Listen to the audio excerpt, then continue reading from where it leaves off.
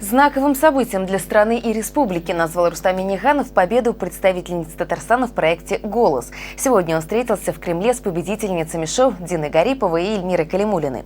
Президент поблагодарил за победу девушек, их родителей и педагогов. Они тоже были приглашены на встречу. По словам Рустама Минниханова, это победа для всей республики. Культуре, наверное, сегодня не хватает вот такой открытости, когда экран занят там 10-15 человек, они не пускают никого.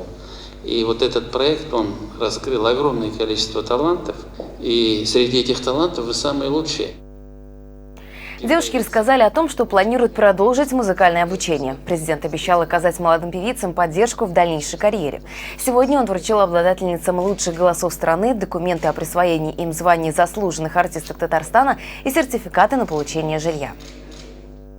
Это огромная честь и, наверное, некий аванс, потому что теперь большая ответственность на нас лежит, чтобы доказать это звание. Я для себя как-то решила, что эта ступенька будет как представление, наверное, что мы с Диной, получается, как послы Татарстана именно на творческой международной арене.